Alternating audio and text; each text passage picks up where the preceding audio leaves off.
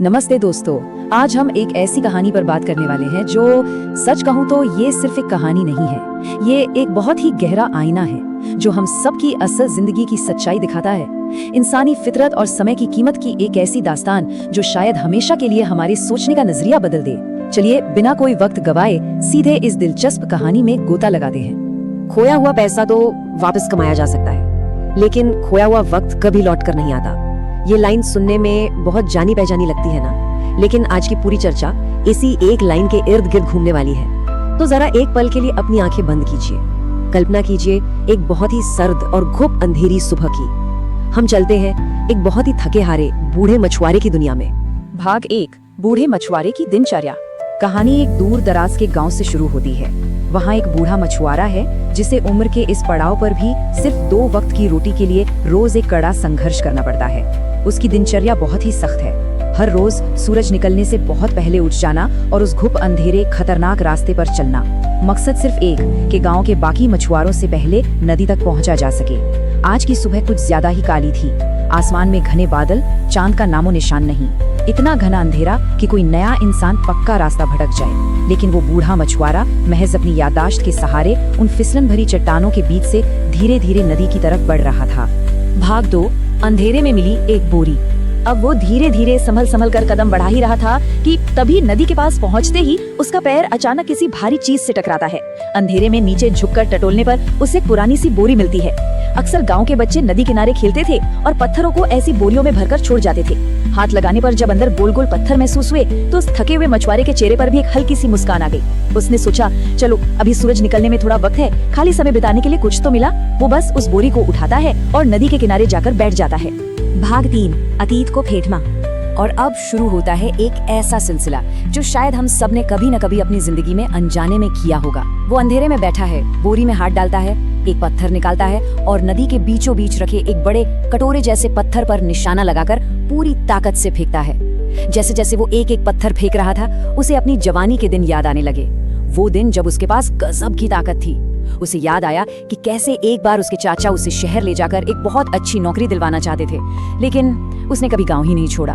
उसकी जिंदगी पूरी तरह बदल सकती थी, लेकिन उसने कभी कोशिश ही नहीं की। और फिर छपाक, एक और पत्थर गहरे पानी में जा गिरा।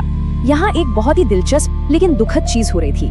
मछुआरे के जज्बात उसके हाथों को कंट्रोल कर रहे थे। जब किस्मत पर गुस्सा आता तो वो पूरी ताकत से पत्थर फेंकता, और जब बीते हुए कल पर गहरा दुख होता तो बहुत ही उदासी से पत्थर को पानी में खिसका देता।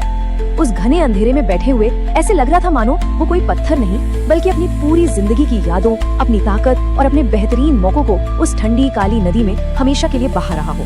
भाग 4, सूर्योदय का वो सच। पत्थर फेंकते फेंकते बोरी लगभग खाली हो चुकी थी। अब अंदर सिर्फ और सिर्फ एक आखिरी पत्थर बचा था। मछुआरे ने उस आखिरी पत्थर को अपनी मुट्ठी में कसकर भींच लिया। उसने अपना हाथ पीछे खींचा और पूरी ताकत लगाकर नदी की तरफ उसे हवा में उछाल दिया। लेकिन ठीक उसी सेकंड, बिल्कुल उसी पल जब वो पत्थर उसकी उंगलियां से छूटा, आसमान में एक बहुत बड़ा बदलाव हुआ। सूरज की पहली किरण ने आसमान को चीरा और सीधा जाकर उस पत्थर पर पड़ी जो उस वक्त हवा में ही था। हल्का सा उजाला होते ही उस बूढ़े आदमी की आंखें फटी की फटी रह गई, जिसे वो अब तक मामूली साधारण पत्थर समझकर खेल खेल में नदी में फेंक रहा था। सच मानिए, वे कोई पत्थर नहीं थे, वे बेशकीमती काले हीरे थे। उस एक चमक को देखकर उसका दिल जोर जोर से धड़कने लगा। पसीने छूट गए और हाथ बुरी तरह कांपने लगे। अनजाने में ही सही, लेकिन उसने एक बहुत बड़ी दौलत को हमेशा हमेशा के लिए पानी में बहा दिया था। और अब ये कहानी अपने सबसे खौफनाक और दुखद मोड़ पर आती है। वो आखिरी हीरा सीधा जाकर नदी के बीचों बीच उस कटोरे जैसे बड़े पत्थर पर गिर गया। मछुआरे का दिमाग जैसे सुन्न पड़ गया। पछतावा इतना हावी हुआ कि उस आखिरी हीरे को किसी भी कीमत पर वापस पाने के लिए उसने बिना कुछ सोचे समझे तेज बहती नदी में छलांग लगा दी। लेकिन नदी का बहाव बहुत तेज था और उसका शरीर बूढ़ा। बहुत हाथ पैर मारने के बाद भी ना तो वो आखिरी हीरा मिला और ना ही वो खुद वापस किनारे पर आ पाया। धीरे धीरे वो उसी तेज नदी की गहराइयों में हमेशा के लिए डूब गया। भाग 5, समय की कीमत को पहचानना। चलिए अब जरा एक पल के लिए रुकते हैं, गहरी सांस लेते हैं, क्योंकि ये सिर्फ किसी मछुआरे की कहानी नहीं थी। ये एक बहुत ही गहरा रूपक है, एक एनालॉजी है। हकीकत तो ये है कि हमारे आसपास बहुत सी जिंदगियां बिल्कुल इसी तर्ज पर आगे बढ़ रही हैं। कहानी के वो पत्थर दरअसल जिंदगी में मिलने वाले अवसर, हमारा समय, हमारा टैलेंट और वो लोग हैं जो सच में हमारी मदद करना चाहते हैं। वो अंधेरा और नदी हमारी लापरवाही और हमारा बीता हुआ कल है जिसमें हम बिना सोचे समझे इन कीमती पलों को फेंकते जा रहे हैं। और सूर्योदय वो है एहसास जो अक्सर तब होता है जब जिंदगी का काफी समय हाथ से निकल चुका होता है। हम अक्सर सबसे कीमती हीरो यानी समय और मौकों को मामूली पत्थर समझने की बहुत बड़ी भूल कर बैठते हैं। भाग 6, देर होने से पहले कदम उठाएं।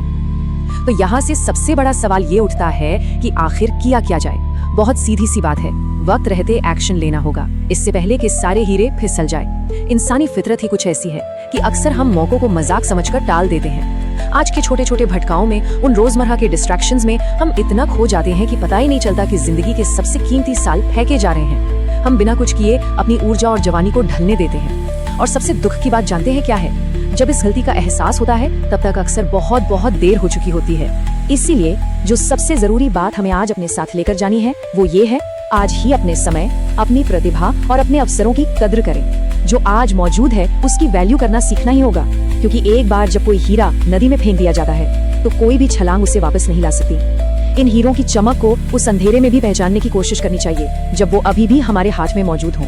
इस चर्चा को खत्म करने से पहले एक बहुत ही गहरे सवाल के साथ हम आपको छोड़ना चाहेंगे। जरा सोचिएगा, आज हम ऐसे कौन से बेशकीमती हीरे हैं जिन्हें लापरवाही से नदी में फेंक रहे हैं? क्या वो कोई अधूरा सपना है, कोई बेहतरीन मौका है, या कोई ऐसा इंसान है जो हमारी बहुत परवाह करता है? इससे पहले कि जीवन का सूरज निकले और एहसास हो कि बहुत देर हो चुकी है, उन हीरो को पहचानना और उन पर आज अभी इसी वक्त काम करना शुरू करना बहुत जरूरी है। इस पर जरूर विचार कीजिएगा। मिलते हैं अगली बार एक और शानदार चर्चा के साथ।